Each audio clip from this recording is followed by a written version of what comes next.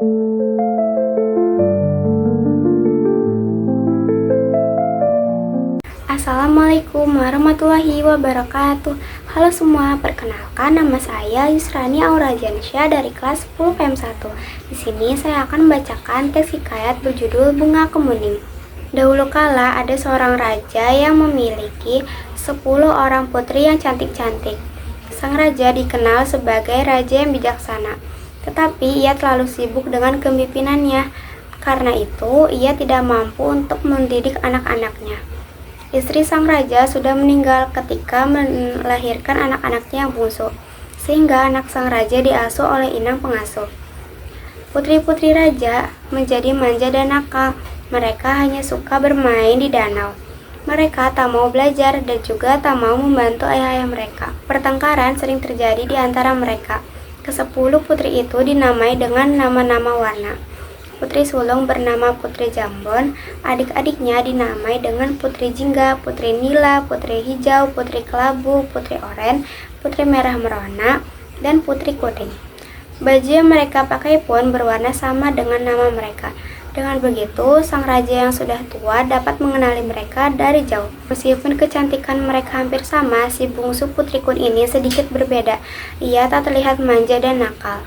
Sebaliknya, ia selalu riang dan tersenyum ramah kepada siapapun.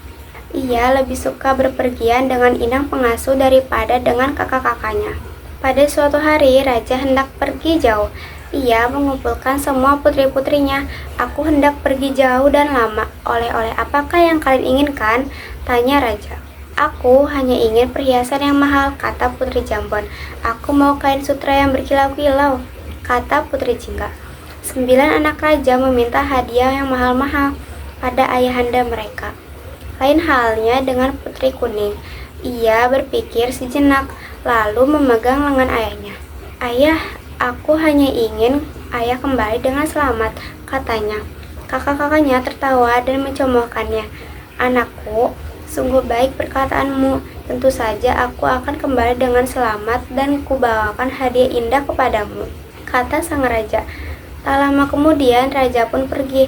Selama sang raja pergi, para putri semakin nakal dan malas. Mereka sering membentak inang pengasuh dan menyuruh pelayan agar menuruti mereka. Karena sibuk menuruti permintaan para putri yang rewel itu, pelayan tak sempat membersihkan taman istana.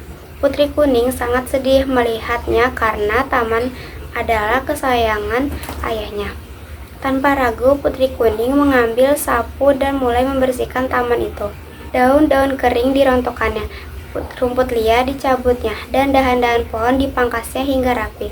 Semula inangnya pengasuh melarangnya, namun Putri Kuning tetap bersikeras untuk mengerjakannya. Kakak Putri Kuning yang melihat adiknya menyapu tertawa-tawa keras. "Lihat, tampaknya kita mempunyai pelayan baru," kata seorang pelayan di antaranya.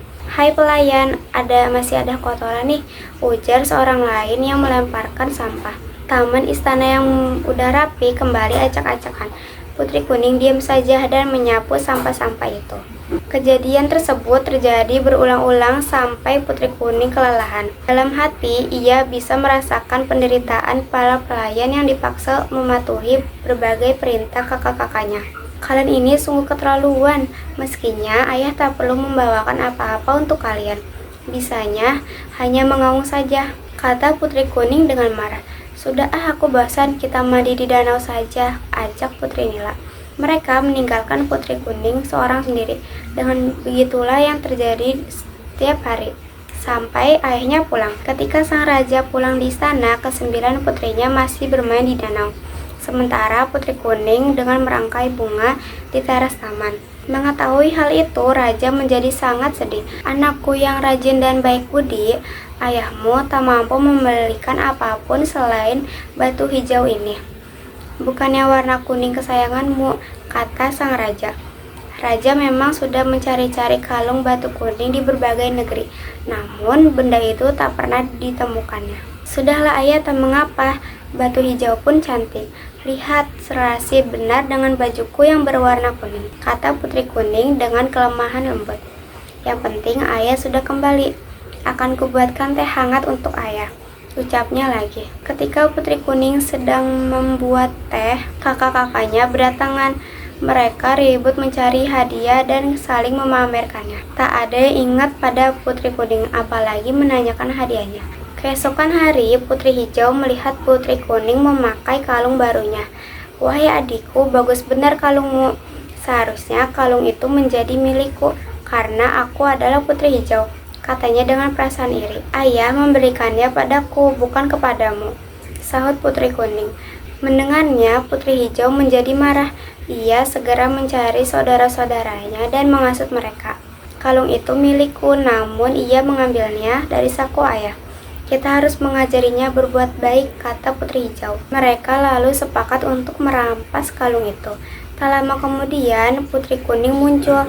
Kakak-kakaknya menangkap dan memukul kepalanya. Tak disangka pukulan tersebut menyebabkan Putri Kuning meninggal. Wassalamualaikum warahmatullahi wabarakatuh.